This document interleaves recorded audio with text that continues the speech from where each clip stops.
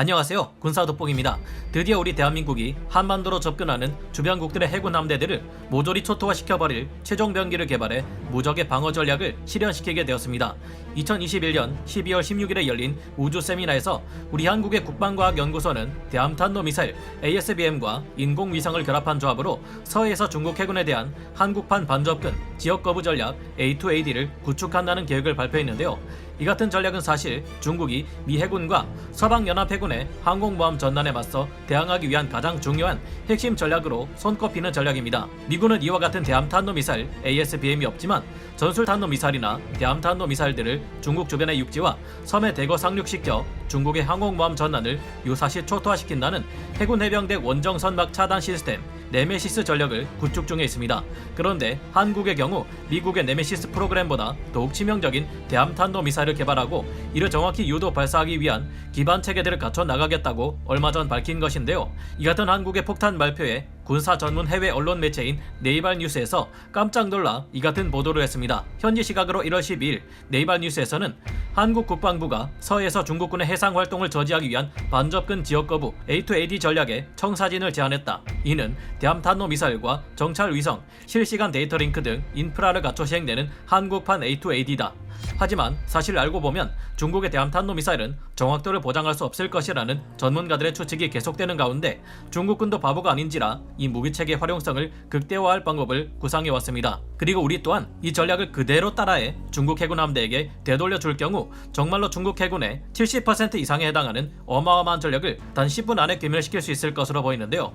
그동안 추측성 루머들로만 다뤄져 왔던 한국판 A2AD가 진짜로 구축되는 만큼 오늘은 한국이 중국의 항모 전단 그리고 혹시 모를 일본 등의 항모를 동원한 무력 도발에 천벌을 내릴 수 있는 무시무시한 전략이 무엇인지 살펴보겠습니다. 전문가는 아니지만 해당 분야의 정보를 조사 정리했습니다. 본의 아니게 틀린 정보가 있을 수 있다는 점 양해해 주시면 감사하겠습니다. 공식적으로 진짜 발표된 한국의 A2AD 전략의 세부 내용, 우리 한국에게 있어서도 A2AD 전략의 핵심은 역시나 대함탄도미사일일 수밖에 없습니다. 중국의 A2AD 전략의 핵심에 있는 무기체계가 바로 중국군의 항공모함 킬러라고 불리는 둥펑 21D, 둥펑 26B 대함탄도미사일, 둥펑 17 극초음속 미사일 등인데요. 이 미사일들은 탄도미사일을 개조한 것이기에 속도가 마 12 이상에 달할 정도로 극도로 빠르며 변화무쌍한 유도 과정을 통해 미 해군의 함대 방공망을 뚫고 움직이는 항공모함도 침몰시킬 수 있다는 미사일입니다. 사정거리 또한 1300km에서 4600km에 달할 정도로 치명적인데요. 항모 킬러라 불리는 이 대함탄도 미사일들이 아시아 태평양 지역의 군사 균형을 바꾸는 게임 체인저가 될 수 있다고 난리인 이유는 이 미사일이 배치된 해안에는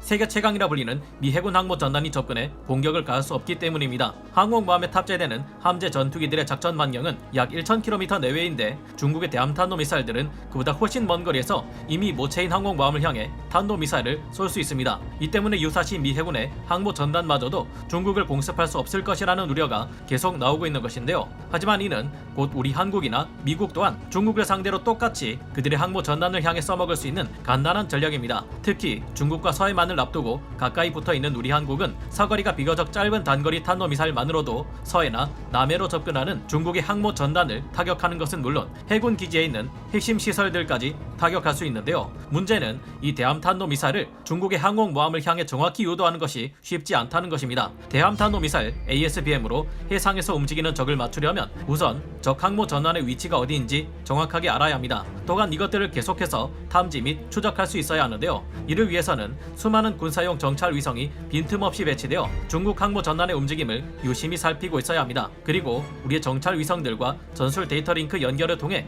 적 항모 전환의 위치를 실시간으로 계속해서 미사일에 유도해 주어야 하는데요. 바다에서 계속 항해하고 있는 중국 항공모함 전단의 위치가 계속해서 바뀌기 때문입니다. 이를 위해서는 현재 중국군이 갖추고 있는 것보다 더 많은 군사 자산들을 필요로 하고 그에 따라 동원되는 예산의 규모도 굉장합니다. 중국군은 그동안 새로운 패권국이 되기 위해 그동안 광범위한 규모의 군사력 증강을 미친듯이 반복해왔고 대함탄도 미사일의 정확한 요격을 위해 엄청난 예산을 투자하고 있습니다. 대함탄도 미사일로 적 항공모함을 격침시킨다는 것이 워낙 어렵기 때문인데요.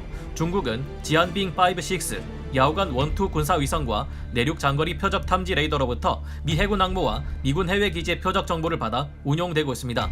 하지만 군사 전문가들은 이 정도 투자만으로는 미 해군 항모 전단을 타격하기 어려울 것으로 전망하고 있습니다. 그리고 지상과 우주, 그리고 적 항모 전단과 인접해 있는 다른 플랫폼들에 탑재되어 있는 초수평선 표적 탐지 레이더가 필요한데요. 일반적인 레이더로는 거리가 40km만 넘어가도 지구 공면 효과 현상 때문에 수상에서 항해하는 적 항모 전단을 탐지할 수 없기 때문입니다. 초수평선 레이더를 비롯해 수많은 감시 정찰 자산들은 미군의 항모 전단으로부터 위치 및 비행 경로, 시간, 표적 정보 PNT를 보내주는데 이 모든 정보를 융합해야 정확한 항모 타격이 가능하다고 합니다. 중국군 로켓사령부는 대함탄도 미사일들의 정확도를 끌어올리기 위해 고비 사막의 원거리 초수평선 표적 탐지용 첨단 레이더를 설치해 정밀 유도를 하고 홍콩의 홍콩섬산 정상에 초수평선 수상 표적 탐지 레이더를 설치해 남중국해로 진입하려는 미 해군 항공모함의 정보를 수집하고 있습니다.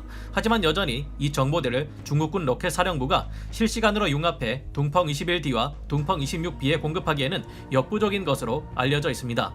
즉, 앞으로는 어떨지 몰라도 현재 중국군의 능력으로는 미 항모 전단을 타격하는 것이 현실적으로 불가능에 가까울 것이라는 지적인데요. 하지만 그럼에도 미 해군이 이 대함 탄도 미사일들을 우습게 보지 않는 이유는 정확도의 한계를 극복하기 위한 발사 방식에 있습니다. 둥펑 21D의 경우 표적인 미 해군 항공모함에 직격하는 운동에너지 탄두로 정확한 타격을 하기 어렵기에 공중에서 수많은 자탄을 흩뿌리는 방식을 사용할 수 있는데요. 공중에서 무수히 많은 자탄들이 예민한 레이더와 탐지 센서로 가득한 항공모함의 상부 구조에 내리꽂히거나 비행갑판 등에 치명적인 손상을 주게 될 경우 아무리 천하무적 미 해군의 항공모함이라 해도 작전 능력을 상실하게 됩니다. 바로 이 점을 우리가 이용하는 것입니다.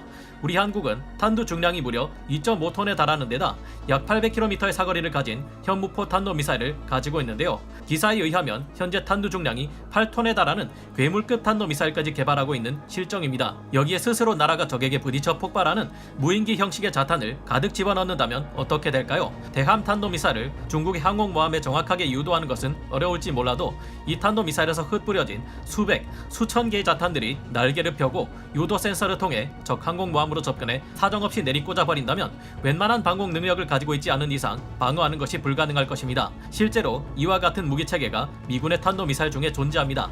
바로 미 해군이 중국의 해군 함대를 막기 위해 배치하는 프리즘 해상형 지대함 미사일들의 이런 자탄 방식의 타격이 적용되어 있습니다.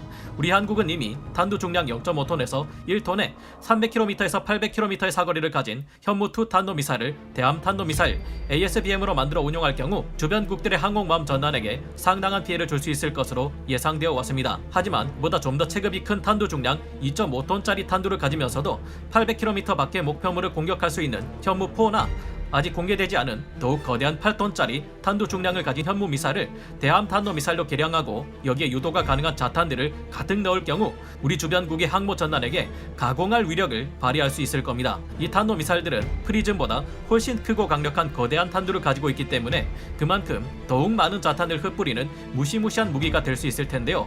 물론 이 미사일만 개발한다고 되는 것은 아니고 앞서 말씀드린 것처럼 정확한 유도에 필요한 것이 많으니 최대한 많은 노력을 들여 필요한 기반 시스템을 갖춰야만 할 겁니다. 한국 해군은 KDDX를 시작으로 한국형 전술 데이터 링크로 연결되는 한국형 합동 교전 체계 CC를 구축하려 하고 있으며 최근 발표에 의하면 조기 경보기 또한 독자 개발하겠다고 합니다. 우리가 직접 개발하는 해상형 조기 경보기의 성능이 아주 뛰어나다면 이를 이용해 더욱 강력한 네트워크 교전 시스템과 미사일 방어 체계 KAMD, 나아가서 대함 탄도 미사일의 타격 능력을 높이는 데도 분명히 어느 정도 도움이 될 것이라 희망해 보게 되는데요. 확실한 것은 역시 가봐야 아는 것이겠지만 지금도 세계는 급변하고 있으며 계속해서 발전하는 과학기술의 영향 아래 우리가 대함 탄도 미사일을 이용한 한국판 A2AD 전력을 착실히 구축해 간다면 좋은 결과가 나올 수도 있지 않을까 조심스레 추측해 봅니다. 매일 뻥을 쳐대는 중국과 달리 우리 한국은 좀 더 나은 무기 체계 개발을 위해 열과 성을 다하는 최고의 기술 개발진들을 가지고 있고 성능이 검증된 강력한 동맹국들과의 협력으로 믿기 힘들 정도의 빠른 기술력 향상이 가능하기 때문입니다. 여러분은 어떻게 생각하시나요? 오늘 군사 돋보기 여기서 마치고요. 다음 시간에 다시 돌아오겠습니다. 감사합니다. 영상을 재밌게 보셨다면 구독, 좋아요, 알림 설정 부탁드리겠습니다.